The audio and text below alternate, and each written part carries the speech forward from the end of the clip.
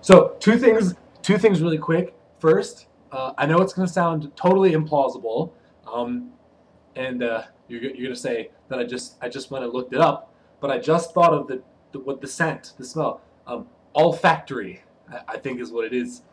And I know no one's going to believe me that I didn't just go look it up. But you can go check, and I could be wrong. As proof that I didn't look it up, I could be totally wrong. That could mean something else. So go look. I think that's right. And I'm just saying it for myself, even if I know no one's gonna believe me that I didn't look it up. The second thing is I just watched the first part of this video, and damn, I cannot hold anything resembling a straight train of thought. I have like all kinds of cars. Like the train breaks off into like 5 different cars all the time. I'm worse. I think I'm even. I think you prefaced this video, or maybe it's one of your other videos. See, I can't even remember. I didn't even bother to look before I sat down to record this. That's how awful I am. You prefaced one of your recent videos by saying you ramble too much. Excuse me. And I think I have you beat. But anyway, moving on. So I said I want to talk about religious experience and epistemology with respect to religious tolerance and religious freedom in the public sphere, and in politics, all that stuff. So how is it that this passage by William James and this whole discussion of the epistemological status of religious experience, how is all this relevant to religion in the public sphere? I think it's relevant in this way. It makes, and I'm just going to say it, and then I'll backpedal and explain. It makes any exclusion of religion from the public sphere in any way unfair and unjust. And now I'll go back. Here's why. I think there's this really popular dogma that, it's the classic, separation of church and state. The state should be, officially non-religious. It should be secular. Private citizens are allowed to express their religious beliefs in most ways, and I'll get into that. There are certain ways that people are barred from expressing their religious beliefs, at least implicitly. Some explicitly, and many more I'd say are implicit, which is I'm going to argue is unjust. So this is the dogma that the state and the public sphere in general, as represented by the state, ought to be secular. But I think what this amounts to, if we say someone like Habermas, Jürgen Habermas has this idea of, he was really the first that I know of to talk about, I could be just getting these mixed up. He was the first to talk about the public and the private spheres. He had not the first to talk about them, but he had a very sort of specific, unique conception of what constituted the public sphere and what constituted the private sphere. And his idea is that if a religious believer wants to participate in the public sphere, say run for office, or partake in a public forum on some issue, they're not allowed to use religious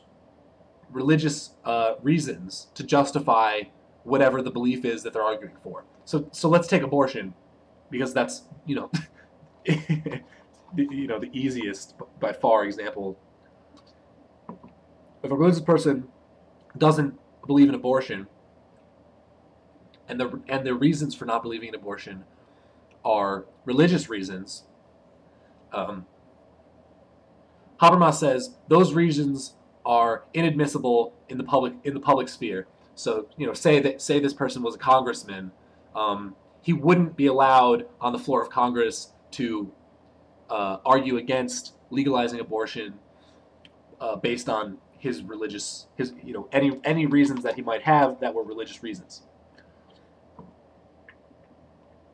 Habermas has this idea that religious people must translate.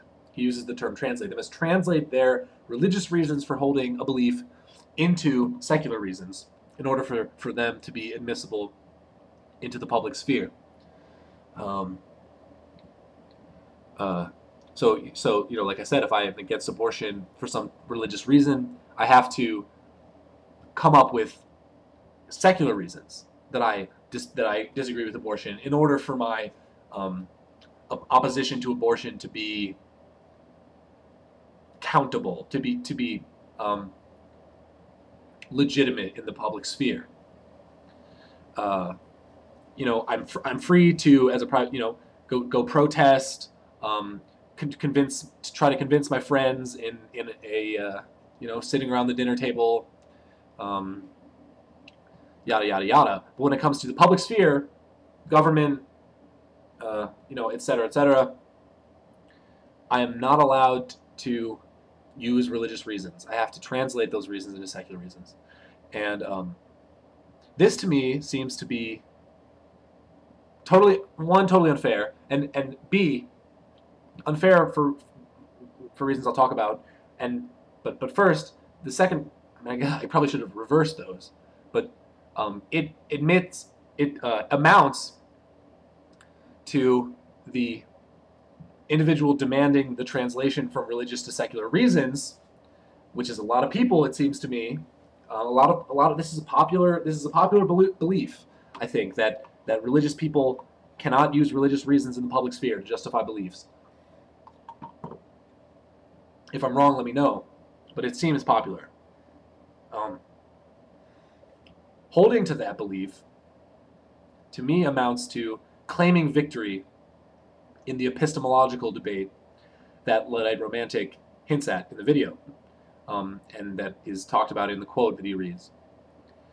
Because if we say,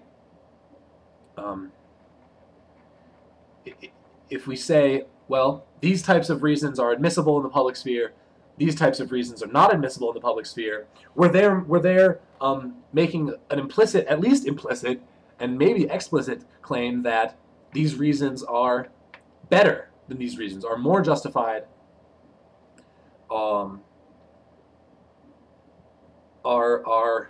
more acceptable. And if we agree with James, which it seems to me it's hard not to do, it's hard not to agree that we have to just sort of admit a stalemate with the mystics when it comes to their religious beliefs and the justification that they have for those beliefs. If we admit that, then I see no way that we can then go and say, okay, well, we can't argue you out of your beliefs. We have to just, and you can't argue us out of our beliefs, and you can't also argue us into believing your beliefs. We're at this stalemate, and yet you can't participate in this sector of society because your beliefs are in some way that we don't specify deficient. This seems odd to me, because I don't know how we could, on the one hand, say, well, it's just sort of an intractable discussion, talking with mystics about their religious epistemology, and yet we're going to declare victory in that discussion anyway by barring them from the public sphere and barring religious reasons from the public sphere. That seems bizarre, and it seems unjustified. I mean, if someone's religion, if someone believes something because of a religious reason, what justification could there possibly be, again, if we agree with James, to bar those types of reasons and the people who use those types of reasons to justify beliefs from the public sphere? I don't know. I mean, I know what the kind of answers that people have are. People say, oh, well, it's because they're trying to impose those beliefs on others who don't share them. But I mean, that's laughable to me, because what else is saying you have to translate your religious beliefs and your religious justifications into secular justifications? How, I mean, how is that not the epitome of forcing, of imposing a system of beliefs onto another person? It's among the most hypocritical positions to hold that I can imagine.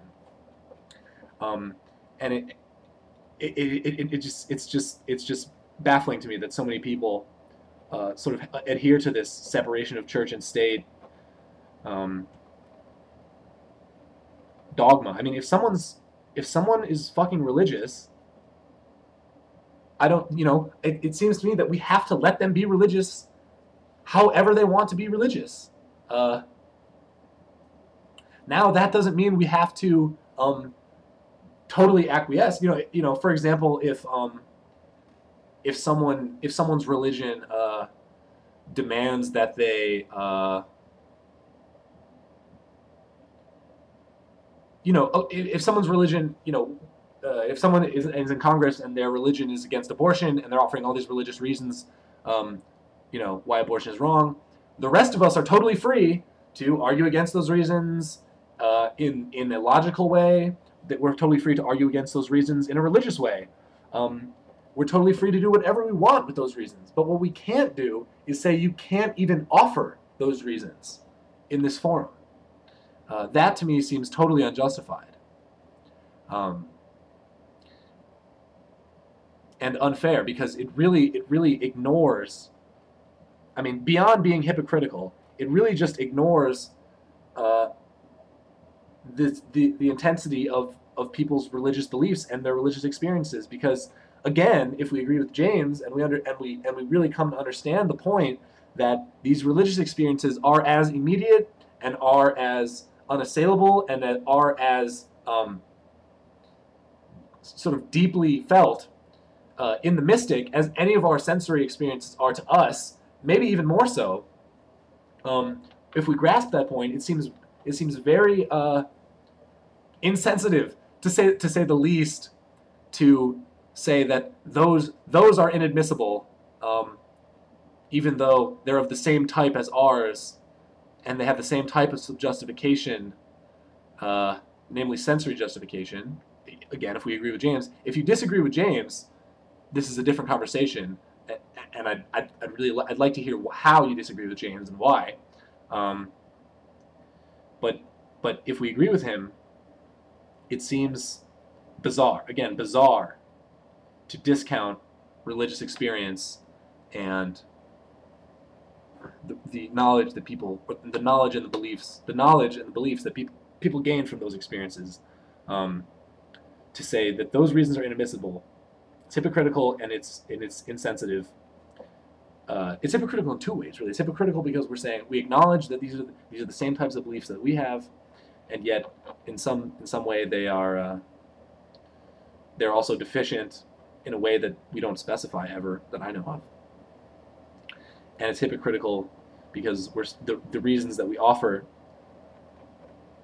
that the reason that's most often offered is that it's because they're trying to impose their beliefs on others, and yet that's exactly what this dogma does.